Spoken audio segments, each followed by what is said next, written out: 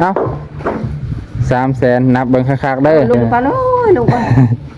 ยันว่าบ่ครบ คันน้องบ่พอกับเอาอีกคนนั้นเด้อ มีอีกบ่ ปกายกันไม่เฮิร์นี่ โอ้ยมันใช้คางใหญ่มันใหญ่กว่านี้บางน้องกว่าเท่านี้ โอ้มันใหญ่โพดเนาะ ใหญ่พูดใช่แน่เจ้าก็หาอีกผู้ใดขายใหม่ให้เบนนี่หาซื้อบ่ต้องให้เขาไปเรื่อยดอกเบิ่งไม้นำขา ไฟกับมัน ขอซื้อน้ำเพิ่นหาเม็ดขึ้นไปว่ะคันเฮ็ดยังเกาะสัญญัวเลยคือว่าฮะตัว2เม็ด50หั่นเด้สัญญัวน่ะสัญญัว2เม็ด50ขึ้นไปแฮงดีเส้นเท่าใดจังว่ากันเนาะเอาไปพี่น้องก็สิจบแค่นี้เจ้าคนไปเองเจ้าไปนี่โดไปปัญญามาแรงกันคนนะ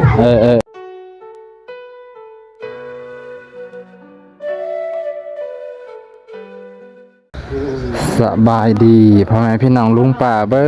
ดสุขุสุคนตอนแรงหัวค่ำตอนยิงตอนแรงเห็นยังอยู่เนาะเป็นตะนาวแท้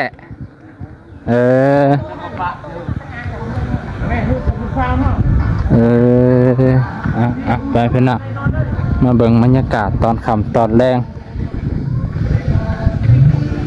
โอ้บ้านหลังนี้ไหมครับพี่น้องปาตะคือผุคือพังค่ะแท้โอ้ตัวมานี่สิพามาเบิ่งอันนี้พี่น้องสิพามาเบิ่งไม้ของลุงดอนที่จะซื้อหั่นแหละจะซื้อไม้ให้ลุงดอนโอ้อันนี้บ่ใช้ได้เจ้าของใหม่แม่บ่ของเรือนของลูกชาวเราจานแต่หึงเลยนะโอ้มีเรือนดินยาใหม่ของแม่บ่นี่ของลูกสาวตกลงปรงใจแล้วบ่นี่คักอยู่บ่ใหม่โอ้ยเด้อพอบ้านนั้นบ้านนั้นยามันฉันก็ได้นะเสร็จแล้วเท่าใดอันนี้ซั่นแน่แพงอีกแล้วกระชายกะทิเชลเซนมันเก่าแล้วก็บ่รุดให้นี่บ่เบิ่งว่ามันยาวนี่อันนี้ไปให้เขาเฮ็ดยาวแล้วโอ้ลูกสาวว่าสิปลูกยางนาเฮ็ดให้ปัวมาอยู่นำที่ซอยแล้วไปเฮ็ดของนาแล้วอันนี้พัวกับปะกันเขาบ่ได้เอากันไปไผไปมันแยกกันแยกไผแยกมันใครอยู่มันแล้วร้านยันเมืองบานเหล่าไปจักควรจะมักอยู่บ่ใหม่แบบนี้เพิ่นรุดให้ก็บ่ได้ว่ามันก็มันดนแน่มันเก่ามันดนให้งามเด้อมันแหงมันดีกันไม้ๆครับบอกก็บ่ได้มักหลายๆจำเป็นจะให้มันแล้วไว้ๆมีบอลอยู่นะบ่าวอยากคนตกพาลงชามก็ยอมบัดไม่คือได้สั่นไม่สัญญัวได้สั่นบ่ได้เฮาก็คอยแถวนั้นแหละไม่สัญญัวนี่ย่างหน่อยก็ให้มันได้จัก6เซนหาไว้น่ะเดือน3ออกมานี่วันที่15อีก15วันก็ดับก็เดือน3เดือนนี้เนาะแต่คนตกพาลงแล้วมันไปเบาตัวง่ายเห็นได้ให้มันแล้วซะมันกระเทินอันนี้เส้นละแสนของลูกคล้ายๆตะกี้เส้นมันกลายฮอดมันยาวกว่าเฮือเราอีกผู้จักเม็ดอันนี้ซั่นตัดหลักก็หาเห็ดชิ้นเห็ดเป็ดมันอีกเอาเห็ดพามันอีกตอกตามมันอีกเอาเลยอะไรก็เขาก็เห็ดจินเงี้ยเห็ดจินมือหายจินเห็ดจินมันนั่นแหละเขาก็ตัดให้มือเห็ดนั่นอีกตัวนี้ก็น้อยคักนี่กับใบไม้ลำเดียวอะไรค่ะก็เห็ดเป็นกระถางตัวนี้ผันนาเคยไม้ฮันโปเป็นฮันละ2 4 5แต่ที่6เป็นเคยคอยแล้วก็ไปเห็ด6 7นั่นบ่เป็นเคยคอย7เซนนี่ขอน้ำรุดให้ได้บ่รุดได้กลัวให้ลูกให้ล้านในกลัวเห็นบ่ตายไว้ ให้น้องชื่อหักของลูกกันยาเขาหายคอยกับปานานนั่นอันนี้ไม้เองอยู่นาได้ บ่ ทำยังไงจะเราเขาเลื่อยไม้อีกเล็กปิดกระเป๋าพวกนี้คอยชิวาวไว้นั่นนี่คอยกับเกยไข่น้องดูไหมเราก็จางให้เขามาลึกไปเรื่อยหัวเก่าฮะแหละหัวไม้แล้วฮะแหละบ่มีมูเลยเอามูไปเลื่อยน้ำทาน้ำอันนี้ก็เราเมื่อบานเรา อันนี้เฮือนแม่บ่นี่บ่ ลูกลาเขาเลยสาวหลายังมามีผัวน่ะมันยังมาเอาผัวได้มันก็มีเล็กมันเล็กอันนี้คือลูกสาวคนหนึ่ง อีกลูกสาวผู้หนึงใหม่ สาว นี่ คนหนึ่งอีกตัวนี้ใหม่ บ่คันตัวนี้เซ็นละแสนเพิ่นอยากได้นำนั่นบ่ป้าตัวเซ็นละแสนแล้วบัดนี้คันให้เพิ่นเฮ็ดให้นี่ยังสิมีผู้เฮ็ดให้อยู่บ่ บ่มีดอก นี่ มี ครับเพิ่งนำใหม่เราเอง ใหม่บ่มีอันนี้ตีว่าใหม่เขาเองคอยเขารุ่นให้บ่ว่าต้องเสียเอาจะกันหมด คันรุ่นให้เท่าใด สิลำสิลำ 7 อย่างลำจังพอนะครับพี่เบิ่ง อ้าว8คุณ ปกติของเราน่ะ9เพราะว่ามันมีอันอกไก่เส้นหนึง ta ở cái อ้าว เด้ ปอก็ได้เด็กชาวปอก็จะชิมมาก็ได้ thì có lấy cơm đây là ครับตัวนาตัวเบา vâng qua làm mà bị hạt cơm thì thử cơm khát vâng nâng thì không ao เบิ้งคอยเบิ้งหาทางนี้หน้าทางนั้นก็อันนั้น แค่นั้นแหละจังวะมันสิมันบ่งามแน่ตัวนี้ก็แห้งคักเลยตัวนี้ ao cả tinh ao mày โอ้ย tinh เต็มบ่ได้ ตัวนี้ก็รีบตัวนี้พุ่นมันรีบกลาง đó báo na thằng nào ít cái lần ตัว ít số xe này mà tao คันซื้อจากโรงงานมันผัดแพงไอ้พี่น้องซื้อนำญาติพี่น้องก็คือว่าใครแน่แต่เพิ่นก็บ่ว่าไอดอนเพิ่นสิมักบ่ tắt say tới rồi เดี๋ยวก็บ่ได้มากเลยโอ้ยหากจำเป็นเลยทำไมบ่ติดก็ถ้ามัน ok บอลตัวหนาบอลตัวบ่บางนะมันบ่อยาก mày hưng bên này mà ngam งามอยู่ฮู้จักอยู่ครับมัน ไม้แล้วตัวไม้แล้วมันสิคักเนาะมันก็ไม้แล้วมันจังคักแม่ก็ว่าไป cho lại mình dầu ít anh ấy mình chấm mơ chấm ni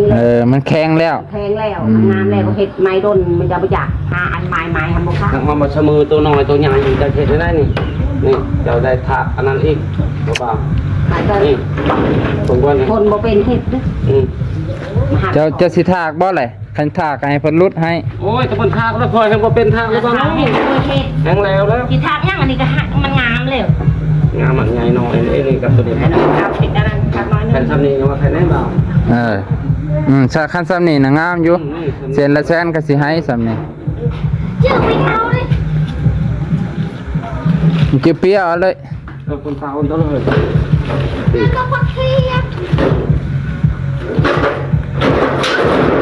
นี่ตัวนี้ได้ดอก ตัวนี้ได้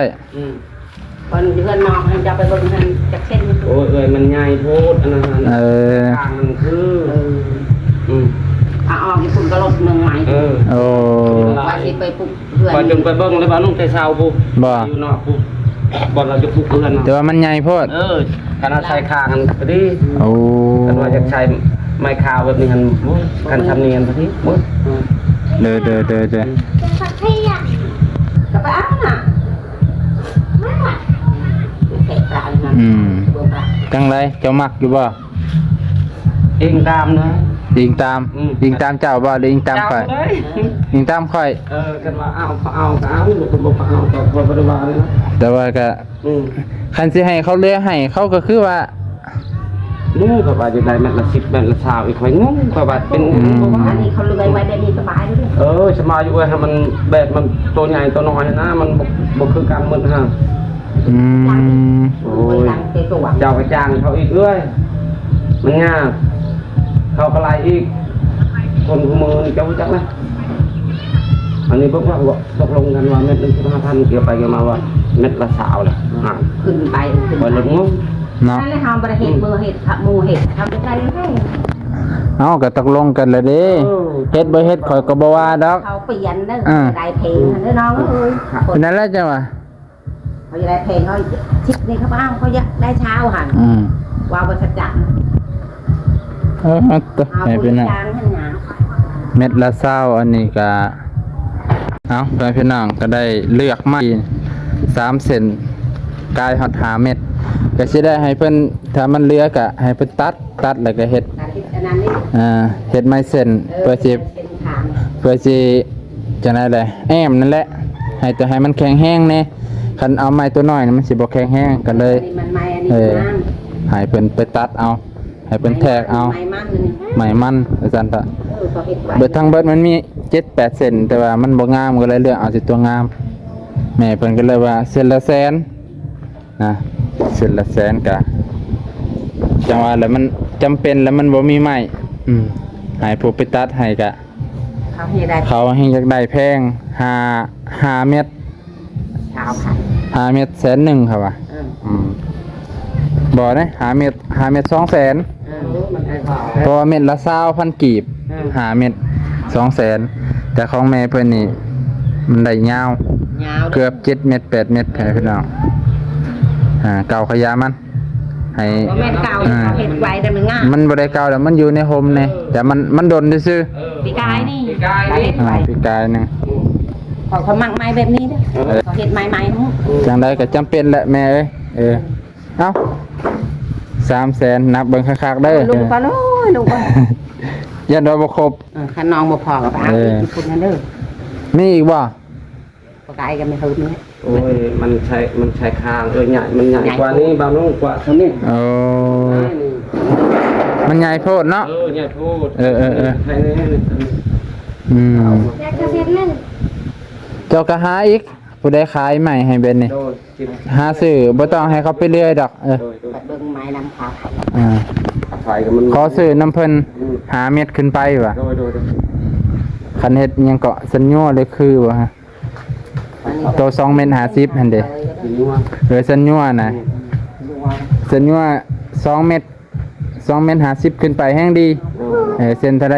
จังว่ากันเนาะเอาไปพี่น้องก็สิจบซะนี่เจ้าคนไปเองเจ้าบ่นี่ โดยไปปัญญามาแรงจะเป็นคนนะ เอามาอันนี้ก่อนขอมกขอบใจเพิ่นก่อนขอมกขอบใจแม่เพชรเพิ่นแน่ ผมบอกขอบใจแม่เพชร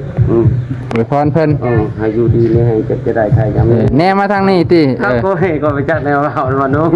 อวยพรเพิ่นก็ให้แน่มาทางเพิ่นเพิ่นจังสิเห็นแน่ไปทางอื่นจักให้พรผู้ใด ก็ไปจัดแนวเราครับเว้ย อายุดีมีแห้งหั่นเด้ แม่งเจ็บจะได้ใครยังนี้ให้เบิ่งให้แย่งลูกเต้านี่แหละ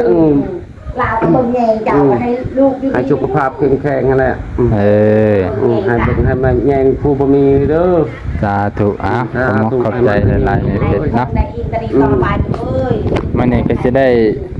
เอาปีใหม่จิตใจจะไม่ ซื้อไม้ให้เพิ่นนั่นแหละ3เซนให้เพิ่นหาในบ้านนั่นแหละพี่น้องเพราะว่ากันสิให้เขาไปเรื่อยนะมันเหยียดหยาดให้ลุงเพิ่นหาในบ้าน หาเขาซื้อในบ้านเสร็จละแสนโดนกระยามันฝ่าวจากมุ้งเพิ่นดะฝนตก ยันฝนตกเนาะ